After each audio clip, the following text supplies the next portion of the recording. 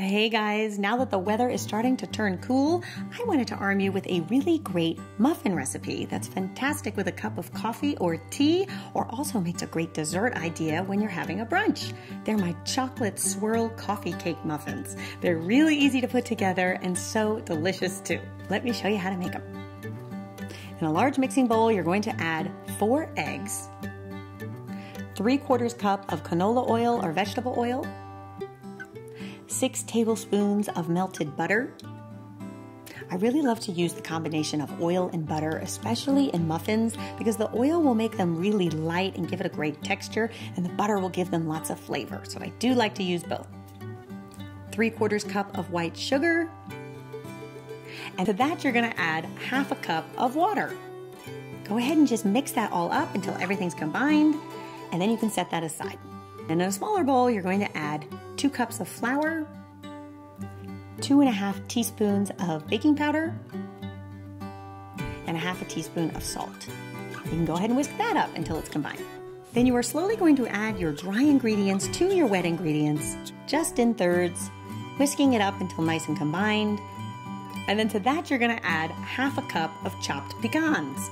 Now, I love to add the nuts, especially in the fall. There's something so great about the taste of a pecan in a muffin, but if you're not a nut person, you could leave them out. But I also find they're reminiscent of sort of those traditional coffee cakes, so I think they're a good thing to add. Now we're gonna make the filling for our coffee cakes. So in a small bowl, you're gonna add 1 tablespoon of instant coffee. Now this is the instant coffee, the kind that you can just add hot water to and make coffee. It's not the coffee ground, so make sure you get the instant. And then 2 tablespoons of unsweetened cocoa powder, and 3 tablespoons of sugar. I know it sounds like a lot of sugar, but remember, you've got the coffee and the unsweetened cocoa powder, so you do need to sweeten this mixture up. Whisk that up with a fork, and then you can set that aside. Then here comes the crowning glory, the crumb topping. This is what makes these muffins so delicious. So in a smaller bowl, we're going to add 2/3 cup of flour, 4 tablespoons of brown sugar, 1/4 teaspoon of ground cinnamon, 1/4 teaspoon of baking powder, and 4 tablespoons of melted butter. And you can go ahead and whisk that up with a fork until you get a nice wet crumb. Then you're gonna take out a muffin tin and spray the whole thing with baking spray. And you do want to kind of brush it with a pastry brush, even on the top, because these do get to be sticky and you want to make sure that they will release without a problem. Then with an ice cream scoop, you're going to fill it about 3/4 of the way full. And then you're going to take about a teaspoon of the cocoa coffee mixture and put that on top, and top with some more batter just until it's at the top of the well. You can do that for all your muffin wells. Then you want to go in with a knife and just do a little gentle swirl on each one. You don't want to mix it too much. Just a gentle swirl will do the trick. And then you want to take about 1 tablespoon of the crumb topping and put that on top of each muffin. Then we're going to put these in a 375-degree oven just for about 16 to 17 minutes. They're done when they start to turn golden brown and have risen up.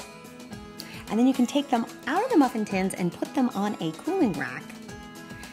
And then just for the piece de resistance, I know this is like sugar overload, but that's why I think these are best served for dessert or like a tea time. I do like to dust each one with a little bit of powdered sugar because they do look really pretty that way and are just sort of reminiscent of a traditional coffee cake.